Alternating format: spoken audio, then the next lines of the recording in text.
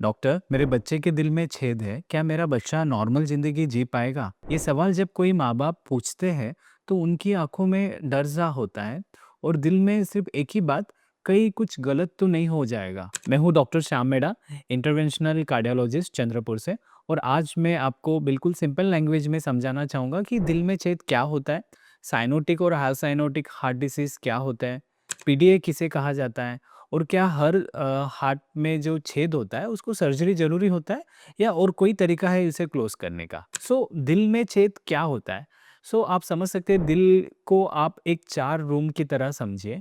2 ऊपर के कमरे को आप एट्रिया कहते हैं और नीचे के जो कमरे रहते हैं उसको वेंट्रिकल कहते हैं, और इनके बीच में जो दीवार होता है उसे सेप्टम कहा जाता है। तो कभी-कभी बच्चा पैदा होने से पहले ही इस दीवार में छोटा-सा सुराख रह जाता है, और इसी सुराख को आगे जब बच्चे का बर्थ होता है तो उन्हें कंजेनिटल हार्ट डिफेक्ट ऐसा कहा जाता है। कंजेनिटल हार्ट डिसीज़ के क्लासिफिकेशन होते हैं जिसे साइनोटिक और असाइनोटिक कंजेनिटल हार्ट डिसीज़ कहते हैं। यहीं पर पेरेंट्स सबसे ज़्यादा कन्फ्यूज़ हो जाते हैं। तो एक लाइन में अगर मैं समझाऊँ कि असाइनोटिक हार्ट डिफेक्ट क्या होते हैं, इसे सिंपल वे में समझने के लिए आप समझिए कि ये ज़्यादा डेंजरस नहीं होते हैं और काफ़ी कॉमनली पाए जाते हैं बच्चों में। इसमें ऑक्सीजन रिच खून जो होता है ये बॉडी तक पहुंचता है, इसलिए बच्चे का नीला पड़ना जिसे साइनोसिस कहते हैं ऐसा नहीं होता है। इसके कॉमन एग्जांपल होते हैं एएसडी जिसे कहता है एट्रियल सेप्टल डिफेक्ट, जो ऊपर के चैम्बर में डिफेक्ट होता है। दूसरा टाइप होता है वीएसडी जिसमें नीचे के चैम्बर्स में डिफेक्ट होता है, और तीसरा टाइप होता है पीडीए। ये एक अलग टाइप का डिफेक्ट है जो आगे हम जानेंगे। अगर दिल में छेद अगर होता है बच्चों में तो उसमें सिम्टम्स क्या होता है? बच्चा जल्दी थक सकता है, उनका वेट गेन प्रॉपर नहीं हो सकता है, और बार-बार चेस्ट में इन्फेक्शन होता है जिसे रिकरेंट चेस्ट इन्फेक्शन ऐसा कहा जाता है, और सांस थोड़ी फास्ट चलती है। इम्पोर्टेंट बात यह है कि बहुत सारे स्मॉल एएसडीज और वीएसडी अपने आप ही बंद हो जाते हैं। और दूसरा जो मैंने क्लासिफिकेशन में आपको बताया था, साइनोटिक हार्ट डिफेक्ट या साइनोटिक कंजेनिटल हार्ट डिसीज, ये सीरियस कंडीशन होता है और ट्रीटमेंट की काफ़ी जल्दी ज़रूरत होती है। इसमें ऑक्सीजन वाला खून आपके बच्चों के शरीर में कम पहुँचता है, जिसकी वजह से पेशेंट का जीभ, होंठ और नाखून नीले पड़ सकते हैं, जिसे साइनोसिस कहते हैं, या ब्लूइश डिस्कलरेशन होता है बॉडी में। इसके कॉमन जो डिफेक्ट होते हैं या छेद होते हैं, जिसमें पहला आता है टॉफ जिसे कहा जाता है टेट्रोलॉजी ऑफ फैलर्ट, या TGA transposition of great arteries, या ट्रकेस्पिड अट्रेसिया। ये काफ़ी टाइप्स के साइनोटिक कंजेनिटल हार्ट डिफेक्ट होते हैं। इनमें सिम्टम्स क्या होता है? काफ़ी बार बच्चे रोते वक़्त या दूध पीते वक़्त नीले पड़ सकते हैं, साँस उनका बहुत तेज़ चल सकता है, और इस डिफ़ेक्ट में भी वेट गेन काफ़ी पुअर होता है, और पेशेंट कभी-कभार सडन कोलैप्स भी हो सकता है।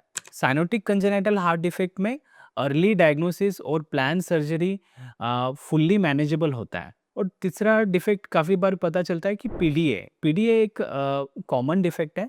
पीडीए क्या होता है? पीडीए यानी पेटेंट डक्टस आर्टरियोसिस इसका फुल फॉर्म है। प्रेगनेंसी के दौरान बच्चे के दिल में एक टेम्परेरी पाइप होता है या कनेक्शन होता है, जिसके काम होता है कि लंग्स को बायपास करे, क्योंकि जब बच्चा पेट में होता है उसके लंग्स काम नहीं करते हैं, तो उसे बायपास करने के लिए डक्टस आर्टरियोस होता है।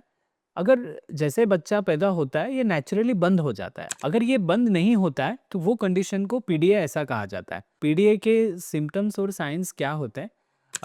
बच्चे को फास्ट ब्रीदिंग हो सकता है, फीडिंग में डिफ़िकल्टीज़ आ सकती है, और वेट गेन प्रॉपर नहीं हो सकता है।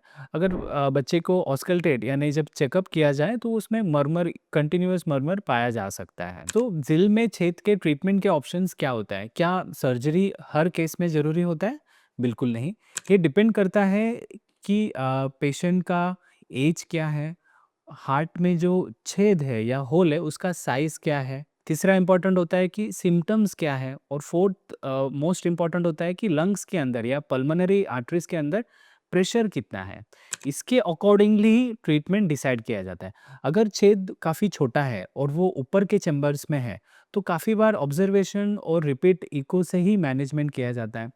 अगर छेद मॉडरेट साइज़ में है और वहाँ पे नेचुरली क्लोज होने के चांसेस अगर कम है, तो कैथेटर द्वारा, जिसे एक डिस्क लाइक इंस्ट्रूमेंट होता है, उसे फिट करके भी ये होल को क्लोज किया जाता है। और थर्ड ऑप्शन होता है सर्जरी। अगर होल काफ़ी बड़ा है और डिफेक्ट काफ़ी कॉम्प्लेक्स है, उस केस में पेशेंट को या बच्चे को सर्जरी का भी ज़रूरत पड़ सकता है। सो आज के टेक्नोलॉजी के ज़माने में कंजेनिटल हार्ट डिसीज़ का ट्रीटमेंट काफ़ी फास्ट ग्रोइंग है और काफ़ी सक्सेसफुल है। प्रेगनेंसी के दौरान कुछ इम्पोर्टेंट स्टेप्स ज़रूर फॉलो करने चाहिए।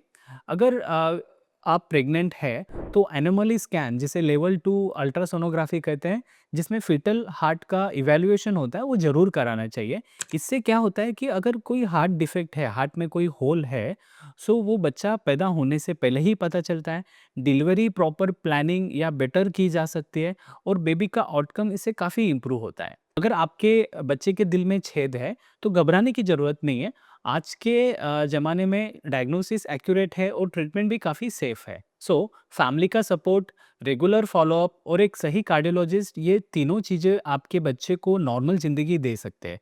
अगर आप पेरेंट है या किसी पेरेंट को जानते हो जो इस सिचुएशन से गुजर रहे हैं, तो ये वीडियो ज़रूर शेयर कीजिए। और अगर कोई डाउट या सवाल हो तो कमेंट कीजिए, मैं ज़रूर जवाब दूंगा। So stay inform, stay hopeful. Thank you.